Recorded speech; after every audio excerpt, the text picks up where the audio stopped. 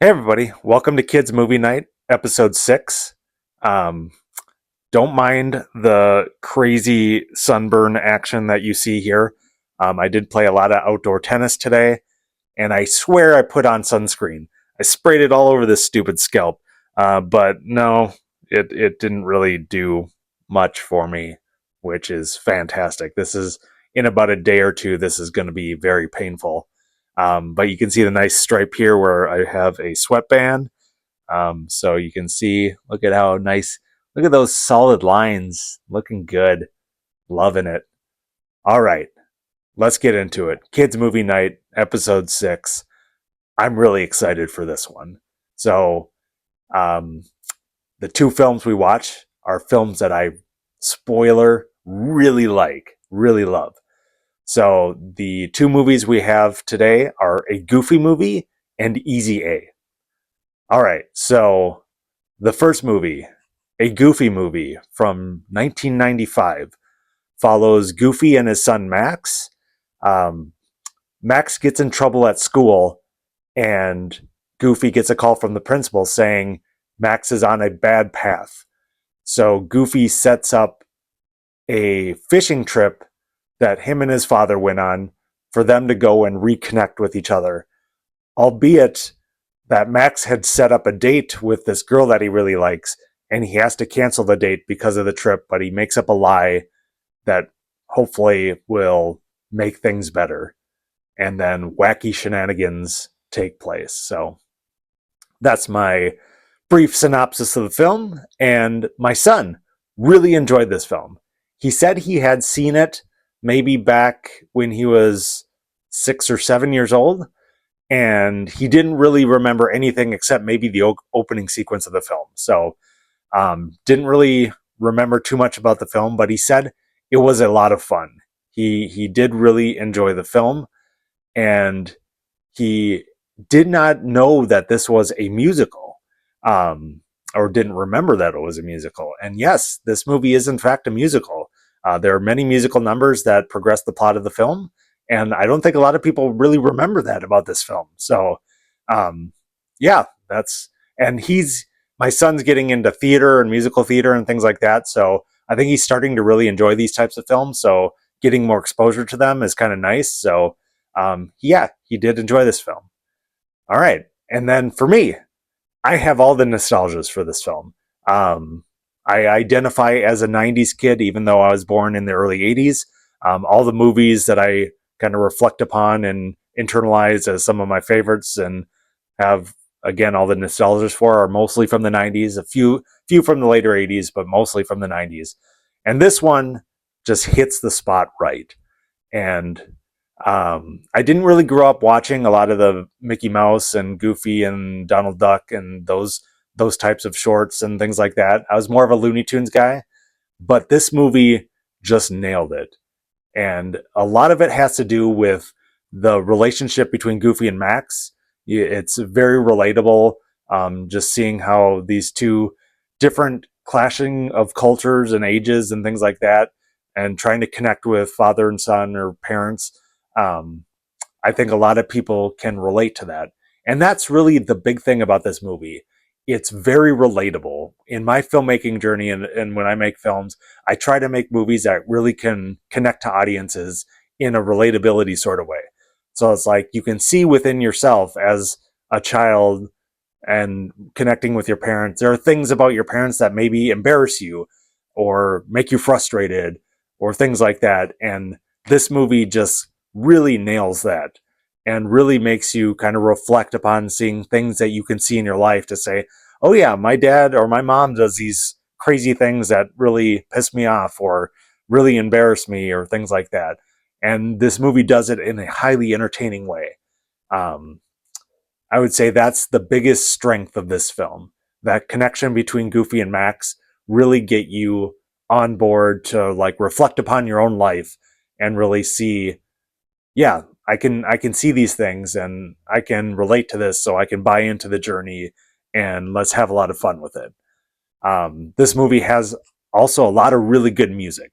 The music in this movie is pretty catchy and pretty well done, and I think that is an underrated aspect of this film is the music choices and the music styles. And it's very 90s, but it very much, I think, is a catchy, good part of the film.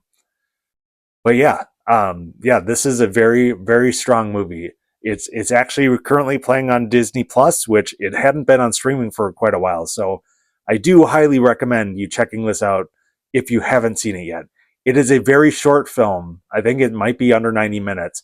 So again, much like the movie last week that I watched with my son, this movie doesn't fuck around. It goes at a pretty fast clip. So highly recommend it. My son gave it a 4 out of 5 stars, which I think is a very good review. I am also giving it a 4 out of 5 stars. Very well done and highly recommended. You got to go see this movie if you haven't seen it yet. All right, the next movie was the movie I watched with my daughter called Easy A from 2010.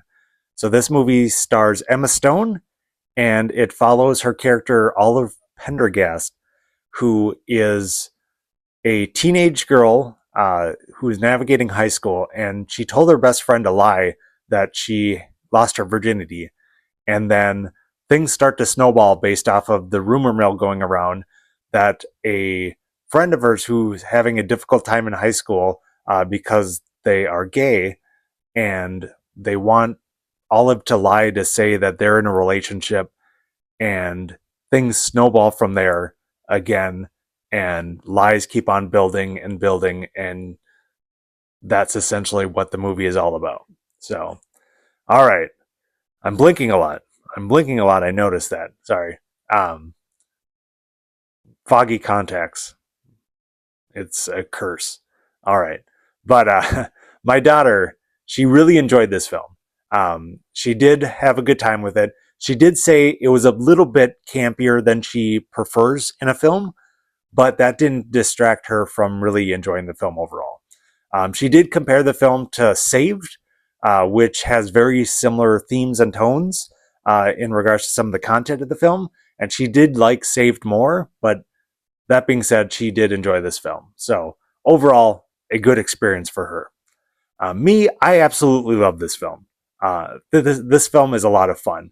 It's really built off of those kind of off-ball characters that this movie presents you, especially the parent characters played by Stanley Tucci and Patricia Clarkson.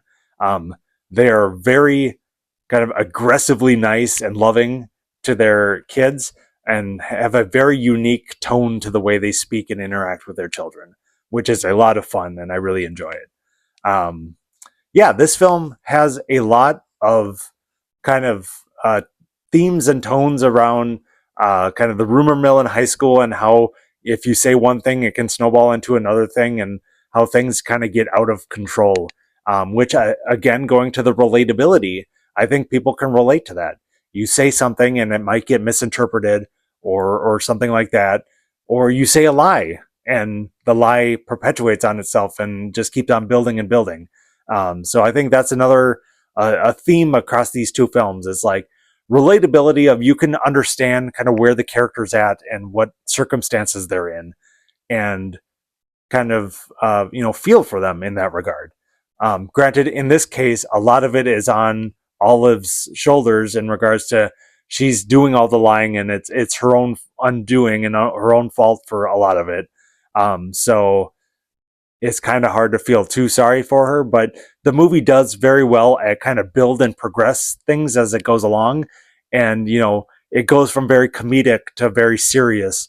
And it naturally progresses into that where you kind of really feel for the characters and feel for the situations that they're in. So this movie does a very good job in regards to doing that.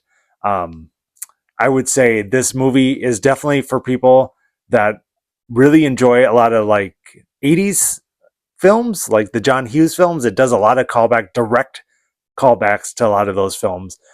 So it kind of built and structured around those types of films, and it's kind of paying homage to those classic 80s rom-coms and things like that. So if you're a fan of those, this is a good modern take, modern-ish. I know it was over 15 years ago now, or 15 years ago, that this movie took place. But yeah, I think this is one that is a good watch, especially for those that have a lot of nostalgia for those types of films.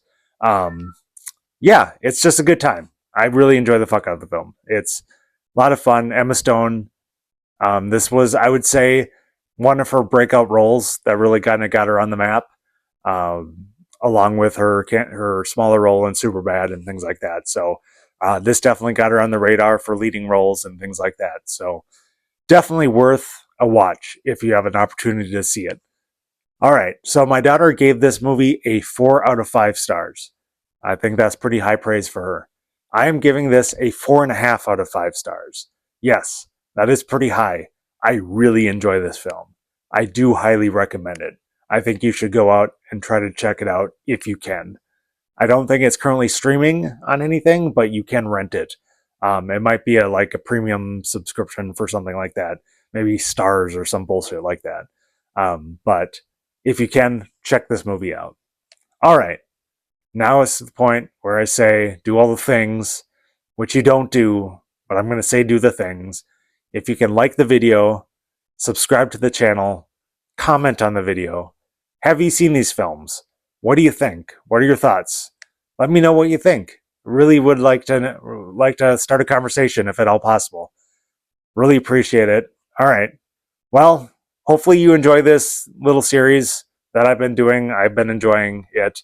I think I could do more, maybe something slightly different with these reviews. They're more just kind of like like do a movie reviews, but who knows? Maybe I'll play around with the format. We'll see how it goes. But really appreciate it again. And if we don't see you again, bye forever.